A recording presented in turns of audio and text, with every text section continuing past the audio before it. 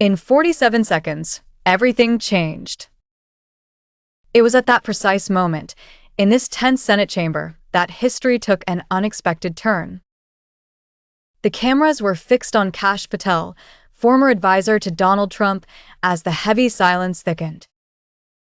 The senators, gathered for what they thought was a simple budget hearing, had no idea they were about to witness one of the most explosive revelations of the year.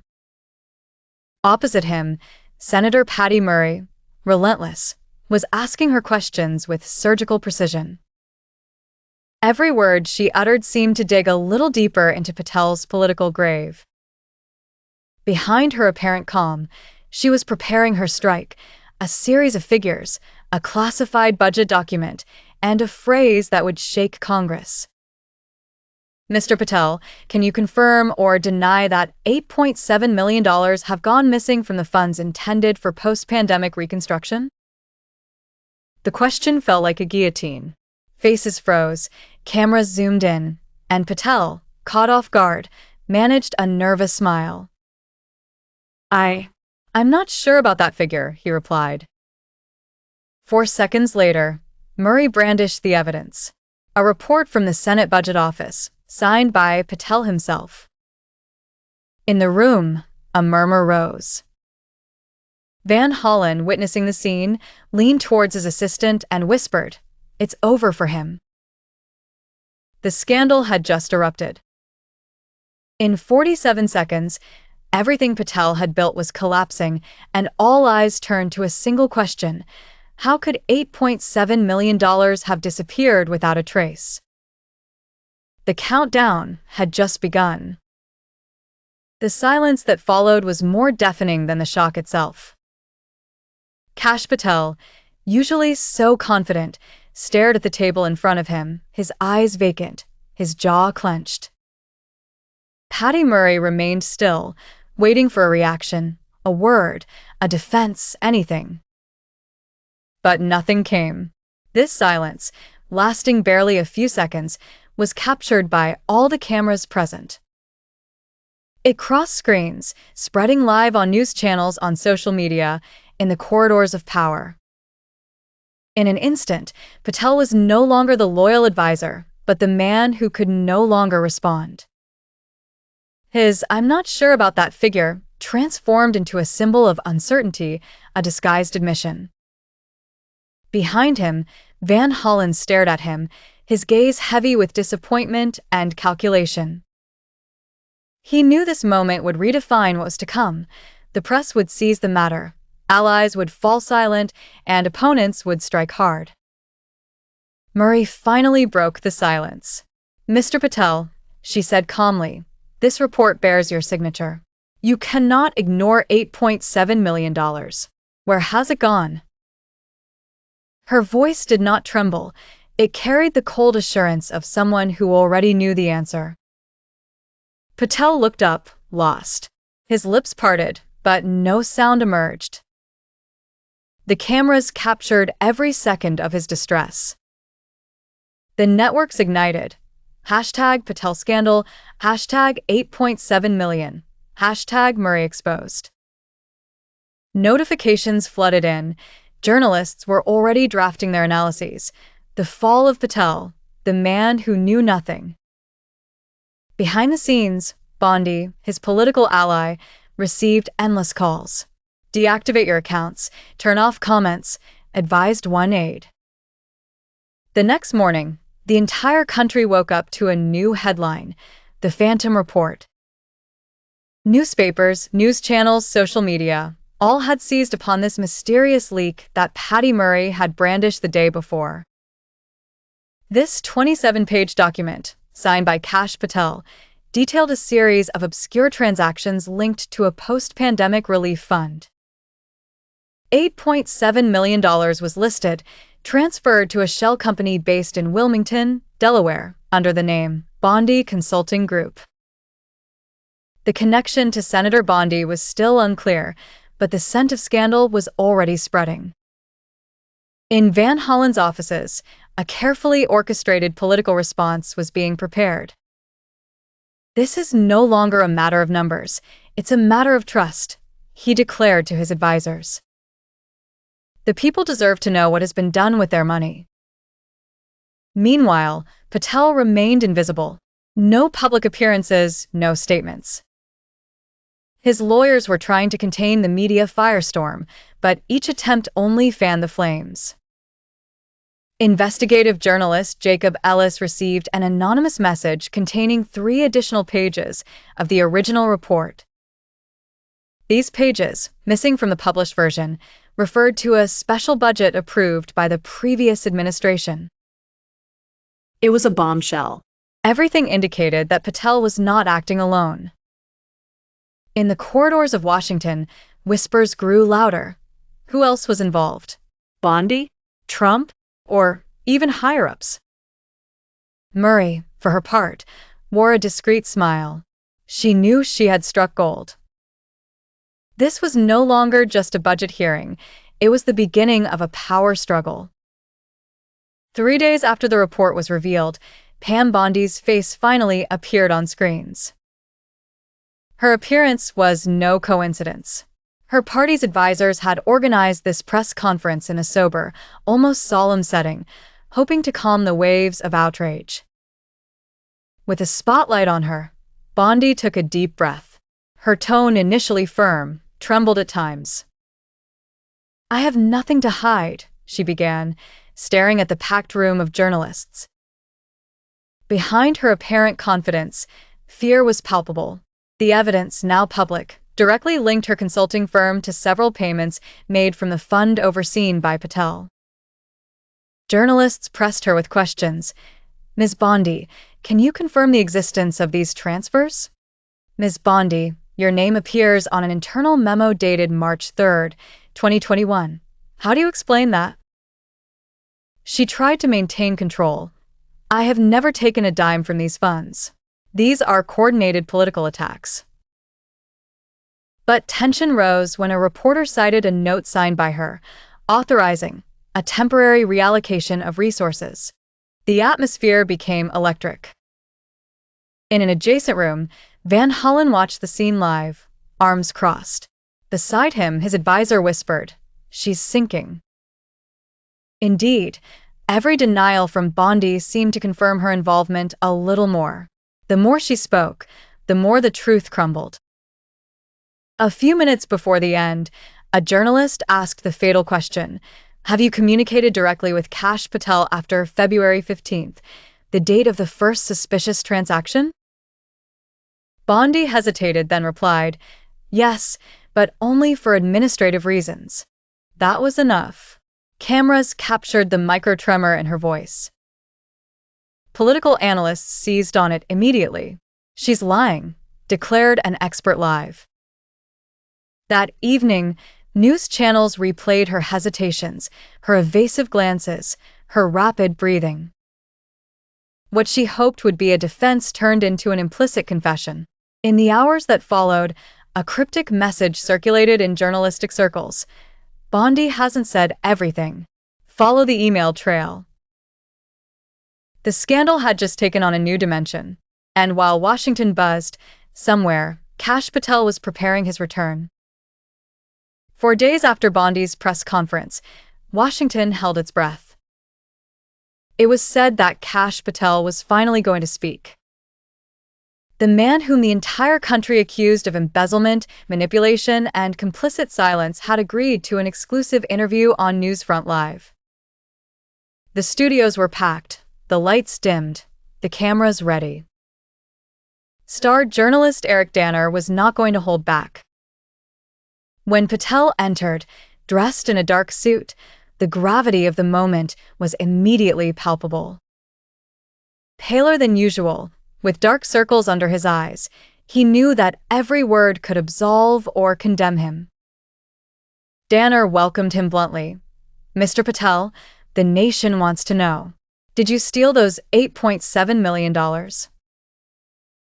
Patel forced a tight smile, took a sip of water, then replied, "No, but I understand why people think that."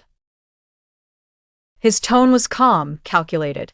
He explained that the funds had been reallocated at the order of a higher authority, without naming anyone. Danner pressed. A higher authority? Are you talking about the White House? Patel remained silent for a fraction of a second, his gaze distant. That silence spoke volumes. I'm talking about collective decisions, political pressures, he finally said. The journalist sensed the crack and attacked. Are you insinuating that the order came from above? Who? Bondi? Trump? Von Holem? Patel shrugged. Let's say I was just a pawn. Within minutes, the interview spiraled into chaos. Networks exploded. The day after his explosive interview, Kash Patel had a bundle of confidential documents delivered to several journalists. These papers, stamped top secret, detailed the financial flows, mysterious transfers, and internal decisions that led to the $8.7 million scandal. Newsrooms trembled as they flipped through them. Each page seemed to confirm a close coordination between Patel, Bondi, and other influential figures, while casting a shadow of ambiguity over Van Hollen. The documents revealed coded instructions, deleted emails, and incomplete financial justifications. But even more troubling, some files appeared to directly contradict the public statements of the protagonists. Patel claimed to have acted on orders, but the timestamps and handwritten notes showed that he had made certain decisions alone, in confusion and panic. Journalists immediately sensed the viral potential of the affair. It was no longer just a political scandal, it was a real-time financial thriller. Social media exploded. Hashtags like #PatelLeaks and #FBI 8.7M began circulating, accompanied by screenshots of the leaked documents. Financial and legal analysts debated every figure, every annotation, every signature. Some experts cited serious infractions, while others pointed to the lack of direct evidence linking Van Hollen to any criminal act. But the tension escalated when anonymous sources confirmed that some files had been copied from FBI computers and intentionally sent to create a media shock. In the following hours, Bondi made an official statement denying any illegal acts, asserting that all transactions were lawful and validated by the administration. Van Hollen, for his part, remained silent, allowing doubt to linger. Meanwhile, Patel, behind closed doors, seemed to relish his revenge. He had taken the initiative to control the media narrative and show that he held compromising evidence against several key players. However, this boldness carried enormous risk. Federal investigators immediately began analyzing every document, every transfer, searching for anomalies and irregularities. Patel knew he was walking a tightrope, but his calculation was clear: expose the truth or, at the very least. A few hours after the leak of the documents, Kash Patel spiraled into panic. The FBI office, usually calm and methodical, was this time resonating with the rumors circulating in the hallways. Media, social networks, and financial experts scrutinized Patel's every move. He knew that his compromising statements and documents might not be enough to protect him. Every phone call, every email could now become a trap. Journalists flocked to federal buildings, eager for any reaction. The pressure was such that Patel, accustomed to controlling information, found himself for the first time in a position of total vulnerability. His assistants, usually organized and confident, exchanged worried glances, realizing their director was overwhelmed. The office's lawyers went into maximum alert mode, trying to anticipate every question that might arise during an imminent public hearing. Patel attempted to maintain a facade of control, but his body language betrayed a palpable nervousness, trembling hands, rapid breathing, and evasive glances. Social media only amplified the pressure, with viral hashtags, analytical threads, and critical memes, turning the situation into an almost instant media storm. Every tweet analyzed the leaked documents, and every television appearance heightened the public perception of his vulnerability. Patel began to hold multiple press conferences, responding evasively or using statistics to divert attention, but this only fueled the criticism.